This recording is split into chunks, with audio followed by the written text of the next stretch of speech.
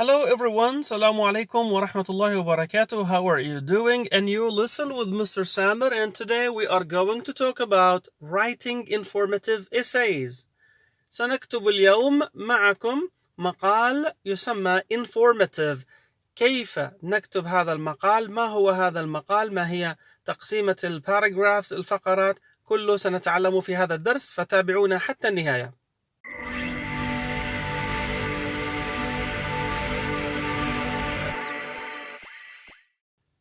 Let's begin with a definition. دعونا نبدأ بالتعريف. Informative essay. Informative is an adjective and it's taken from the word information. Informative هي الصفة مأخوذة من كلمة information، بمعنى أن هذا المقال هو مقال غني بالمعلومات أو يعطي القارئ معلومات حول موضوع معين أو شخص معين. Informative essays are that kind of essays that provide information about someone or about a specific topic، وشيء مهم without being biased، بمعنى أن هذا المقال يعطي القارئ معلومات حول شخص ما أو موضوع ما بحيادية ودون تحيز لرأي معين. فالكاتب هو مجرد ناقل للحقائق والبيانات والمعلومات حول هذا الموضوع. كثير من المعلمين والمحاضرين الجامعيين حين يطلبوا من الطلبة كتابة هذا النوع من المقالات يطلبوا أخذ المعلومات من مصادر وتوثيقها في المقال. طبعا التوثيق يكون هناك توثيق داخلي داخل المقال وتوثيق خارجي، أي بعد نهاية المقال يكون هناك فهرس نضع به الريفرنسز أو السورسز اللي أخذنا منها المعلومات. لن نكتب عن مقال يحتوي معلومات موثقة لهذا اليوم، إنما حبيت أن أذكر هذه المعلومة لأنها مهمة. والدكاترة والمحاضرين والأساتذة أحيانا يطلبوا تفاصيل معينة بعدد الباراجرافز أو ماذا يشمل كل فقرة من الفقرات أو ماذا يشمل كل باراجراف، على ماذا يحتوي. إذا حددوا طبعا سنلتزم بتعليماتهم، لكن ما سنقوم بذكره في هذا الدرس وهذه الحلقة هو الشيء العام، the most common، الأكثر شيوعا لكتابة informative essays. So let's get started. Before we start writing, my friends, we have to be careful for the following points. Do not use I or we when you write informative essays.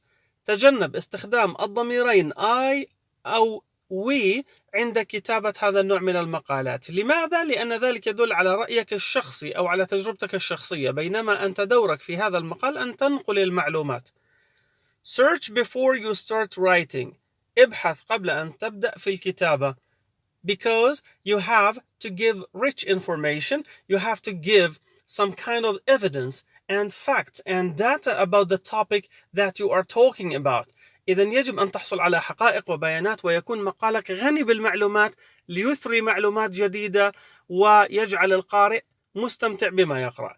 Write a first draft. لا تكتب المقال بشكل نهائي من المرة الأولى، اكتب شيء يسمى first draft، المحاولة الأولى. أوكي؟ اكتب ثم جد الأخطاء ثم عدل واقرأ مرة ثانية ثم انتقل إلى مرحلة الفاينل writing. وحتى لما تكتب الفاينل writing اللي هو the informative essay, the final version, the final writing, you have also to have a second look at it and also edit the sentences and edit maybe the punctuation marks. Do editing for everything. إذن حتى بعد الفاينل رايتنج يجب أن تلقي نظرة ثانية وتعدل على بعض الجمل، على البنكتويشن ماركس، على كل شيء حتى يكون عندك مقال جميل وغني بالمعلومات كما أشرنا. تقسيمة هذا المقال كما هي كل المقالات: Introduction, Body, Conclusion. المعلم أو المحاضر يحدد لنا كم فقرة نكتب، لكن الأكثر شيوعا لهذا النوع من المقالات هو كتابة 5 فقرات: Introduction, then 3 body paragraphs, and then conclusion. What should I write in the introduction? I start with a hook, question, fact, strong comment, and then the thesis statement, the main idea of this essay. What are you going to talk about? What are you going to write about? And of course, in the introduction, I have to mention the topic. What is the topic that I'm going to discuss? And then you write the thesis. So you start with the hook, then the topic itself, you just paraphrase the question, and then you say the thesis statement. Then you go to body 1. In body 1, you have to use the structure that we explained about writing any paragraph.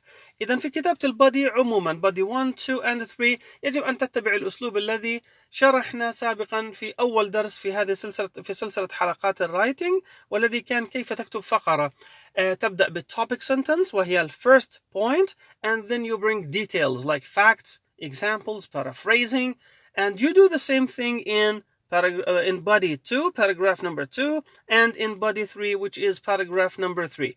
The third point, examples, facts, paraphrasing. Then you move on to the conclusion. In the conclusion, you have to do the following things. The first thing is paraphrase the thesis statement once again. أعد صياغة thesis statement وهي الجملة الأخيرة في المقدمة مرة أخرى، أي أعد صياغتها بكلمات جديدة. Summarize the body paragraphs. طبعا you don't summarize everything in the body paragraphs. No, you summarize only the topic sentences or the main ideas, and then you have to finish this informative essay with an interesting piece of information. يجب أن تنهي المقال بمعلومة مثيرة للاهتمام، مثلا نصيحة، توصية, advice, recommendation, a suggestion, a prediction. Now let's take an example. This example, actually, I have taken it from one of my students. He wrote an informative essay for me because I asked him to do so, and it was a good example. That's why I'm going to use it. It's about a famous scientist. Her name is Marie Curie. He is writing like 4 or 5 body paragraphs. So we start with the introduction. Marie Curie was not just another genius. This sentence is called a hook or attention grabber. هذه الجملة مثيرة للاهتمام، ملفتة للنظر، ابتدأنا فيها المقدمة. That's why I can call it as a hook or it's an attention grabber. لذلك يمكن أن أستخدمها كجملة ملفتة للنظر للقارئ. إذا ماري كوري ليست هي عبقرية أخرى في هذه الدنيا، بمعنى أنها مميزة. She was an extraordinary person. لاحظوا لما تكتمل الجملة، لما يكتمل المعنى، نقطة، نبدأ جملة جديدة. وهذا خطأ يقع فيه الكثير من الطلبة، حيث أنه يستخدم and وبut كثيرا، فيعمل شيء يسمى run-on sentences، ينتقل من فكرة لفكرة لفكرة دون استخدام punctuation marks صحيحة. إذن يجب عندما تنتهي الفكرة نقطة تبدأ جملة جديدة أيضا بcapital letter. She was a mix of a simple human being and an obsessive genius. In her struggle to achieve such fame and glory, لم يكتمل المعنى، استخدمنا فاصلة. She had to balance some different aspects of life. نأتي الآن إلى thesis statement. This essay tells you about how she could keep up with caring for her family, her struggling career, and the prejudice of society. إذن 3 أشياء رئيسية سنناقشها في هذا المقال، لكن عدد الفقرات ربما يكون أكثر من هذه النقاط، بمعنى أن نقطة من هذه النقاط ربما تكون في فقرتين، وهذا أمر طبيعي. نبدأ بالtopic sentence ثم نأتي بديتيلز. Mary was born in 1867 to a Polish family in Warsaw. During that time، لاحظوا عندما أستخدم during that time أو سنة في بداية الجملة يجب أن أستخدم بعدها فاصلة كوما، لأنه هذه تعتبر زي مقدمة زمنية للجملة. During that time, Tsarist regime was trying to make Polish culture disappear. That's why she had to learn Polish secretly at school during that hard time of the history. Both her father and mother were teachers, from whom she inherited the love of science. She was a smart student and took her education seriously. She had to support her sister's education in medical school, then her sister would support her education. Therefore, Mary worked as a governess at the age of 17. In her spare time, she tried to study. At the age of 24, she joined the Sorbonne University in France. During that time, she met her husband, Pierre Curie. Together, they started their scientific career. إذن هذه الفقرة تحتوي شيء عن الفاميلي كما ذكرنا في الانترودكشن في الثيسيس ستيتمنت. أول نقطة كانت أنها تتحدث عن الفاميلي caring that Marie Curie was involved in her life. Marie Curie devoted her entire life to science. Therefore, she became a pioneer in her field. لاحظوا أن topic sentence تقول ماري كوري كرست حياتها للعلم. إذن ما يأتي بعد ذلك يجب أن يكون عن عملها، يجب أن يكون عن علمها وما إلى ذلك. أي فكرة تخرج عن هذا النص تعتبر irrelevant to the topic sentence. Therefore, she became a pioneer in her field.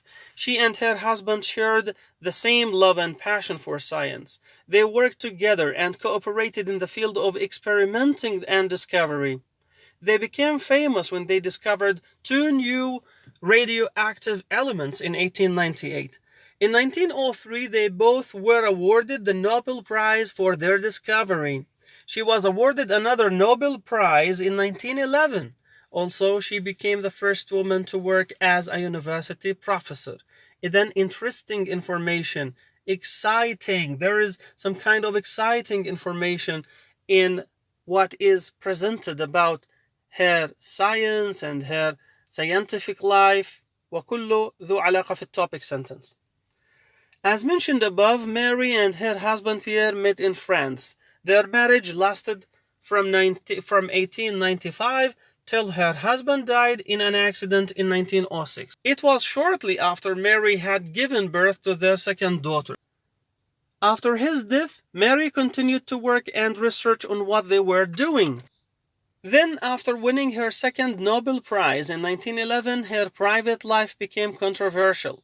Moreover, she started to have some health problems. She had to undergo some operations. Despite her suffering, she designed X-ray cars to help the wounded soldiers during the First World War.